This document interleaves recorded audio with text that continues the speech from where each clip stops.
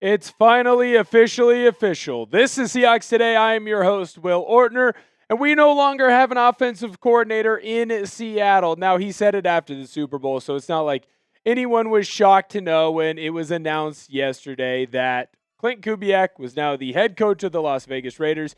In fact, you can see him here already kind of walking around the facilities in Las Vegas, taking his lay of the land, kind of going through, understanding what it's like to be a part of the nation as someone who went and kind of partied a little bit with the nation on Friday night. I'll tell you right now, those Raiders fans do know how to have a good time.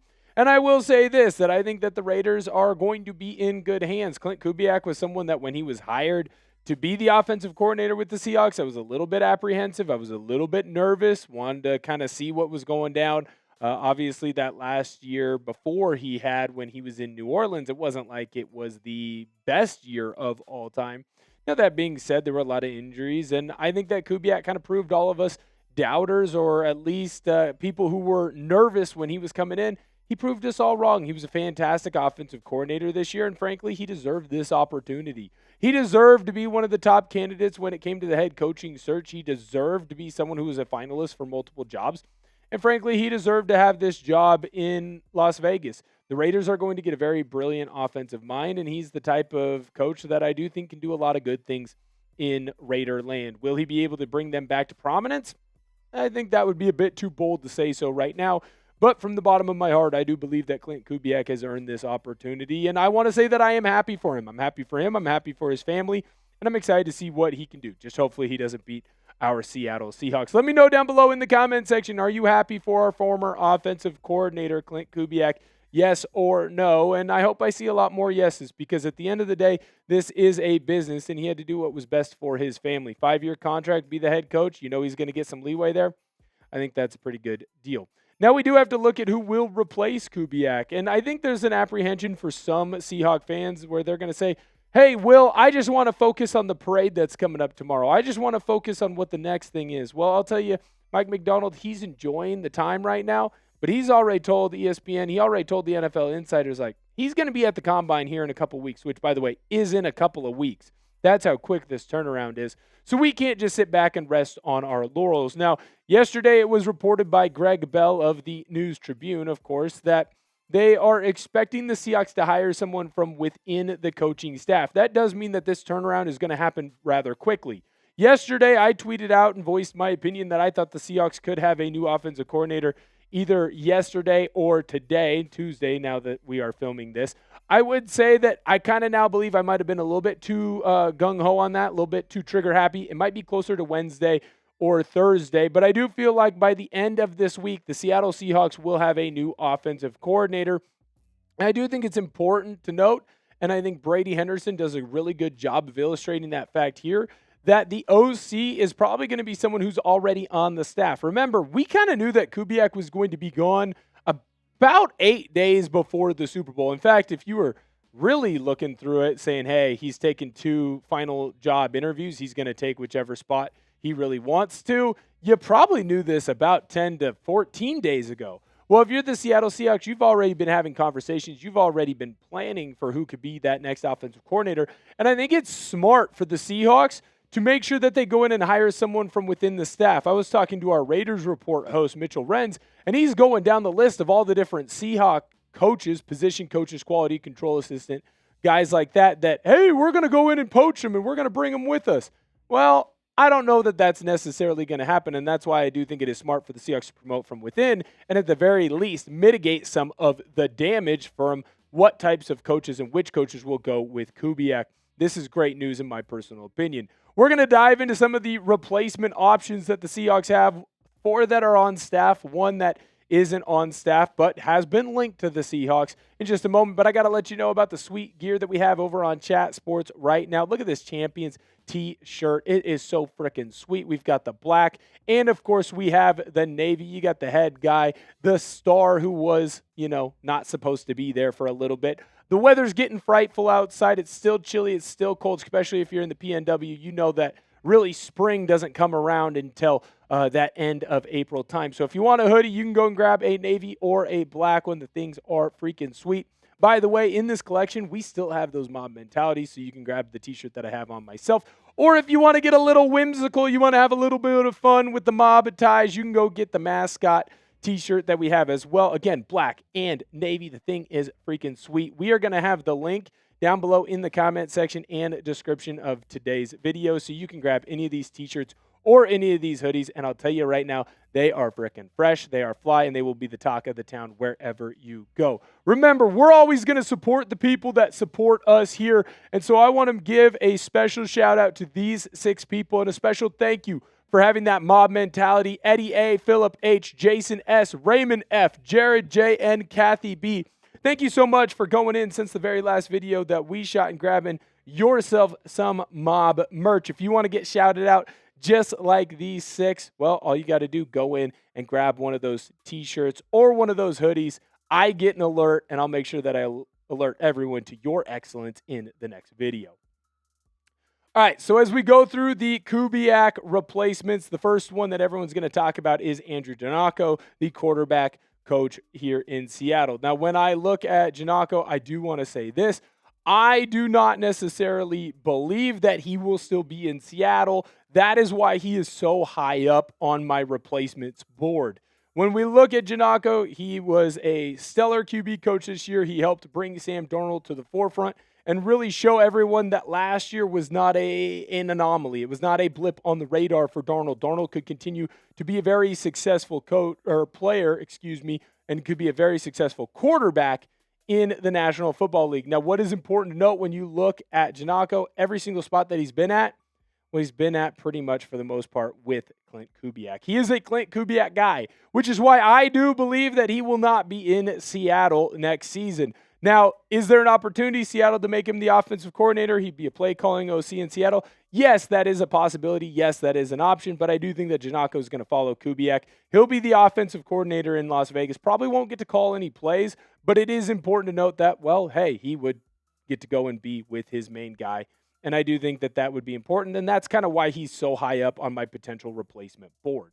We're going to dive into the next 4 in just a minute, but make sure that you hit that sub button if you haven't already. We're at 84,000 subscribers right now. We're trying to catch our Knicks Now channel, only 700 subscribers away. Knicks really starting to pick up as the NBA postseason really comes to a fruition. We're getting really close to that postseason, so you're seeing a lot more people come in and hit that sub button for them. Come in and hit the sub button for us here on the channel. We're going to have you covered through free agency, through the draft, through OTAs, through minicamp, all the way up until the regular season gets back underway. So make sure that you hit that sub button. Help us catch Knicks Now. Make us the 11th biggest channel here on Chat Sports. The next person is the only candidate that I have that is not an internal candidate. It is Mike Kafka, the Giants interim head coach from the previous year. He is now in Detroit with the Lions, working as some sort of special offensive assistant. They haven't really announced what his job title would be. Now, Jeremy Fowler of ESPN did link Kafka to Seattle, although it does seem like as the days have gone on since he did this, there are cooling talks about what will happen. Kafka, he went 2-5 as the interim head coach for the Giants, and frankly, the more that I watched that Giants team, the more that I thought Jackson Dart kind of regressed. When he had Brian Daboll as his head coach, you can say a lot of negative things about Daboll, but Jackson Dart played very, very well. My honest opinion when it comes to Mike Kafka, it's right there. No, God, please, no. I would not like Mike Kafka as the offensive coordinator in Seattle. I don't think that he brings continuity that you would need here in Seattle. I also don't think that, frankly, he's the best play caller. I think we saw what he can do as someone that had his hands on the reins, and I frankly did not like it. So I would not like Kafka here. My next 3 candidates, they're all in-house, and they're all 3 guys that I do think would be a fantastic addition to this team. I want you to sound off down below, though. Who do you want to be the next Seahawks OC? Let me know down below in the comment section. Do you want it to be someone who's on the staff already? Do you want it to be somebody new? Let me know down below. Next replacement that we got to talk about, we mentioned him a little bit in the last video, or at least yesterday morning's video, and that is John Benton, the O-line coach for the Seattle Seahawks. Now, when you look at a guy like Benton, he is someone who's been around the block. He's coached for a very long time in the National Football League, and he's done a fantastic job with the offensive line in Seattle. We know how much this O-line has really struggled basically since the Legion of Boom era, right? Seattle stopped paying offensive linemen basically since the trade of Max Unger to the Saints for Jimmy Graham. The offensive line hasn't done too well. That was not the case this year. Now, the O-line got better as the year went on, but you can really look at the rushing attack of Kenneth Walker and Zach Charbonnet, and you'll note that most of these yards came as the season got going. This was something that the Seahawks got better with at time. The O-line, they started opening up more and more holes, making it easier and easier for these running backs to find their homes. When you have two running backs that are averaging over 4 yards carry, you're doing a pretty dang good job. With 17 touchdowns, that's not even counting the postseason stats where Kenneth Walker really exploded. To me, Benton would be a solid option if you wanted to bring him in. Now, he's going to be a much more grizzled, veteran type of coach. It does seem like a lot of offensive coaches now are being more of that young, fresh eyes type of a breed, but at least give Benton the interview opportunity and give him the chance to be a offensive coordinator in Seattle, because I think it gives you a better opportunity to retain him as that O-line coach. Next guy that we have to talk about is Justin Outten, the run game specialist and the person who ended up taking over that running back room about halfway through the year. And that's right around the same time that you saw the big explosion from Kenneth Walker and you saw this ground game really get figured out. In my personal opinion, if you went with a guy like Outten, I don't think that it would be someone who pops off the page to people that are not Seahawk fans, but I think this would be a great sneaky hire. You have a guy who's been around for some time. He understands what this NFL landscape means. He understands what defenses are going to be trying to run against him, but he's also shown how competent he can be to get a running game going and really improving as the year goes on. That can be difficult to do. We want a team in Seattle that is great in the second half. Pete Carroll had this a lot when the Legion of Boom was really cooking, and Mike Macdonald has taken that to the nth degree. How many times have we seen close games in the Macdonald era that has really exploded in the second half? Well, Outten did that not just for this rushing attack, but more importantly, he did it as the season went on. The run game got better when he got his hands on it more, so I would not hate to see him in Seattle as the OC. Turn on your notifications. Join the Noti gang in the offseason. It's very important. There's going to be breaking news, fast-moving news. The best way to not miss any of that, all you got to do, ring that bell. Doesn't matter if you're subscribed or not subscribed, hit that Noti bell, and you will make sure that you get alerted whenever we have a video. I have my noties turned on for this channel myself. The last guy that I want to talk about, but he's certainly not least, in fact, he'd be the number one guy in my personal opinion, would be Jake Peetz. He's the passing game coordinator for your Seattle Seahawks. He is a fast-moving, up-and-coming type of a coach, and I think that he could really jump in and explode this offense and take it to the next level. Not only is he going to keep the continuity through what Kubiak was doing, I think he's going to garner a lot of respect, keep a lot of the other coaches that were on this staff, making sure that some of those guys don't go with Kubiak. But more importantly, he's shown just what type of a coach he can be. Look at Sam Darnold. He had the best year of his career, in my personal opinion. He might have had more yards in Minnesota, but guess what? He didn't win more in Minnesota, and he didn't win a Super Bowl. Sam Darnold was fan-freaking-tastic during the year, and he was even better in the postseason. When you needed him most, when your defense was struggling to get stops against a very good offense in LA, who came up big? Sammy frickin' D. The dude had a fantastic postseason, no turnovers. Imagine if he keeps that turnover rate, or at least brings down his turnover rate that he had in the regular season into next year. I think Jake Peetz can help him do that, and that's why I think Jake Peetz would be great for Sam Darnold, because obviously he's our franchise quarterback. When you look at the offensive player of the year, Jackson Smith-Njigba, he had a career year. Just fell short of 2,000 receiving yards when you include the regular season and the postseason. The dude is an absolute star. He's an absolute beast, and he had his best year with Jake Peetz as his passing game coordinator. I know that he trusts Peetz. I know that he believes in what Peetz is doing, and I believe that this will help keep two of your stars happy in Seattle, and it will also help keep some continuity in this pass game that showed that it can be one of the most efficient in the National Football League. Me personally, right now, you had to ask me, gun to my head, I want Jake Peetz.